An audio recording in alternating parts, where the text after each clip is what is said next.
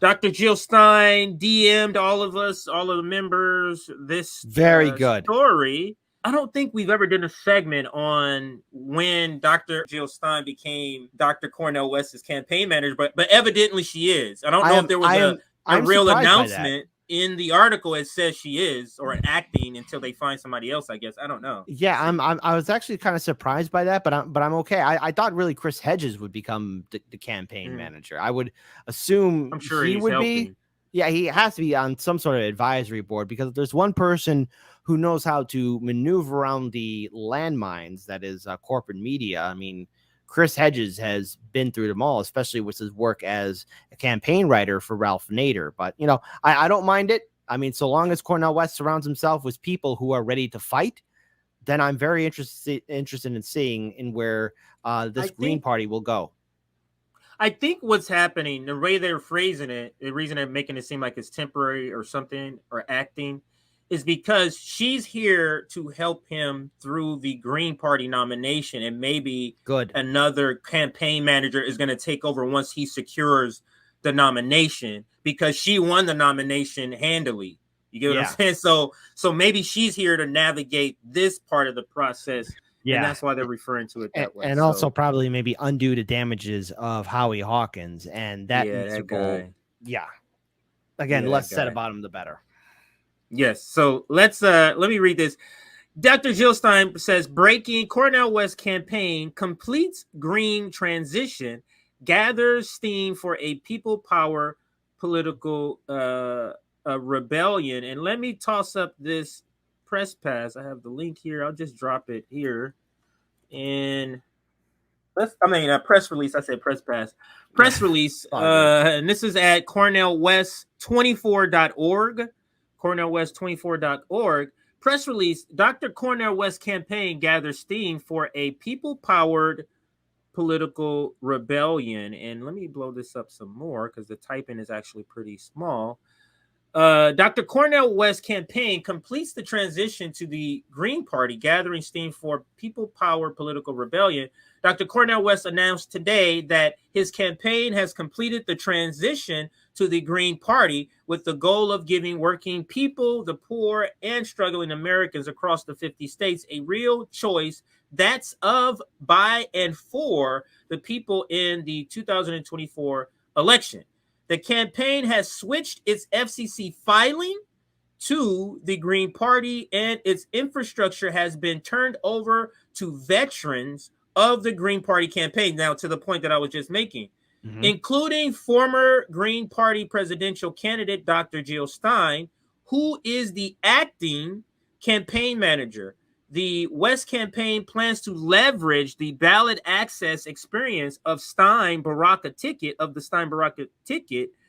that was on the ballots in 47 states. And I'll pause here. And this is the reason why. Yeah, she's acting. And I think it's specifically, it's because they're talking about the Green Party, and it's being turned over to veterans in order for him to solidify or to confirm him as the nominee, and maybe someone else will take over from there. But I think you were going to chime in. Go ahead, Kit. Well, first of all, again, it was really impressive that Jill Stein and John Baraka were able to get on the ballot for 47 states in 2016. That's impressive. And I think currently the Greens have, at least, correct me if I'm wrong, 21 states under the belt. And unfortunately, my state is not one of them. And that's going to, like I said, I told Cornell, like, hey, heads up, Illinois is going to be a very difficult state to get on because of the election shenanigans that's going to be happening here. But what's up? Do you know if Illinois was one of the 3 states that wasn't part of the, it was 47? That means 3 states. No, Illinois was in 2016 because I voted for Jill Stein. It's just my state. Okay, if you were a Republican or Democratic candidate, you would need 1,000 to 2,000 signatures to secure yourself to be on a ballot. All right, depending on what seat you're running for. If you're Green or Libertarian or Independent, you need at the bare minimum 10,000, 20,000 to at max 50,000 signatures. Because in Illinois, if you have your I's not dotted properly or your T's not crossed, that name is thrown out.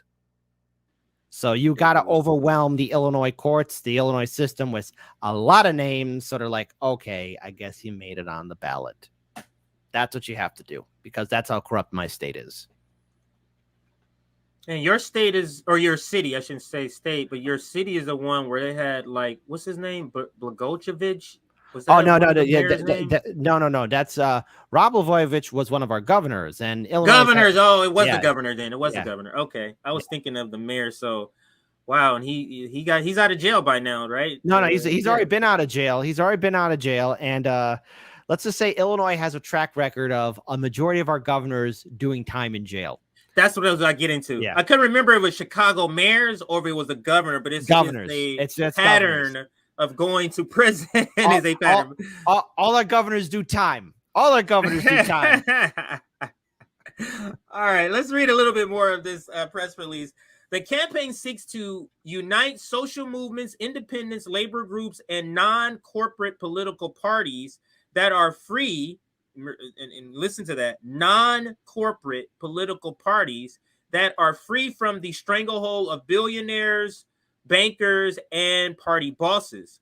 Volunteers and donations are already pouring into the campaign. Signs of a widespread voter rebellion against the two-party duopoly that could reach unprecedented heights. In announcing the move, Dr. West declares, quote, "We can end poverty, endless war.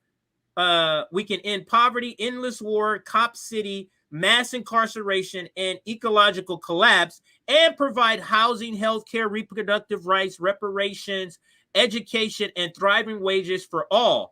People have had enough of organized greed, institutionalized hatred, and normalized indifference to the lives of poor and working people of all colors. Yet the bipartisan consensus is siphoning trillions of dollars into war that brings us to the verge of nuclear holocaust." I don't know if I'm saying nuclear. Somebody said I say nuclear wrong. Nuclear holocaust, and tax giveaways to billionaires already drenched in obscene profits at the expense of struggling workers. That is a quote, and it continues, but I'll stop there. That is an awesome quote. Mm-hmm. And that's the press release released on Independence Day yesterday by the Cornel West camp. So we can end that there unless you had any more comments. Or actually, let me ask you this question. Go ahead.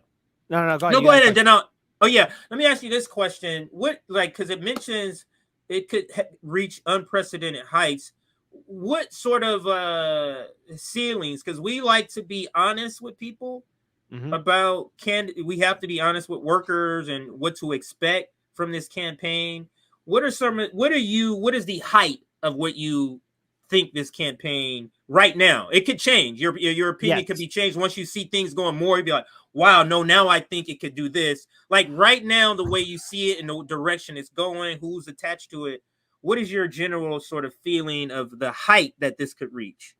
All right, let's be very clear here. It has been a long time since we've seen a third-party candidate have a lot of power and influence. And the closest thing I can remember is Ross Perot when I was a kid, and of course, Ralph Nader in 2000. Mm-hmm. Now, those campaigns were as close as we saw as a third-party candidate really making an impact, save for Dr. Jill Stein. If we're talking about unprecedented heights, you know, I have to prepare myself to see disappointment because there's a lot of roadblocks that stop third parties. And I want to think that when he says that, going further than what Bernie Sanders was ever willing to do, and to really build a real legitimate infrastructure and party that continues on even after 2024. Now, this is what I was asking Dr. Cornel West of, okay, what's your overall goal? To win the presidency, or is it to get the initial 15% in polling, so you're on the debate stage, and dare I say it,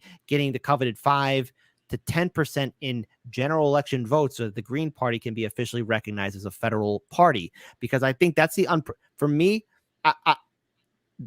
if I had to go into a ridiculous unforeseen scenario where the Greens win the White House, okay, I don't see that happening. And I want to be clear with people. That doesn't mean I don't want them to win, but unprecedented would be, okay, finally a legitimate third party has arisen and it has enough political support and infrastructure to continue on after the 2024 election, which means going into 2024 and not 2024. I mean, apologies, 2028 and so on. And that is, again, getting people into office, be it in the Senate, the House, state level seats. We could look at that. That's how I view as unprecedented. Okay, that's what I would like to see. Now, maybe other people have a different perspective, but that would be unseen in American history. Well, finally, there's a third option. And I would even go a step further. I'm now curious to see what the Libertarian Party is going to do, because in the last two elections, in 2020 and 2016, the Libertarians got 3 to, I think, maybe 4% of the vote in 2016, and I think maybe 2 or 3% in 2020. I want to see where they're going to go. Well, as far as for me, I see similar to what you're saying. What I would hope is this is literally because I want, if this brings 200,000 new Green Party voters, you know what I'm saying? Like, my whole way of gauging this is it bringing more people from these corporate parties into this third party? Or Yes. Just as a building block. That's what I'm looking at this. Yeah, the infrastructure. Is more being extracted from the duopoly is the goal that I'm looking to reach. I would go a step further. Like, and again, this is what I was saying too. Like, yes, building the infrastructure, you're absolutely correct in that, but it's more than that. It is being recognized at the federal level, because again, to be on the debate stage, at least according to the rules, and they probably have changed, but you need 15% in national polling to be on the stage with the Republican and Democratic nominee. And to be federally recognized as a party, you need 5 to 7% of the vote. And I think in Cornel West's case, he needs to get at least double digits in percentage in voting, which, dare I say it, in the most ridiculous of chances, if he was able to pull it off, win 1 or 2 electoral college states, which is, again, easier said than done. But that has that is if we're talking about standards, it's not just winning the White House. For me, it's not about who sits on the throne. It's about, okay, if the third parties are very serious this time, it is about building an infrastructure to where you get federally recognized. And I'm going to hold that same standard to libertarians and any other political party that's going to be running. Is your goal to be federally recognized and have infrastructure continue on in the next election cycles, and not just be like, okay, this election cycle's over, we'll wait for the next 4 years, because that stuff isn't going to cut it.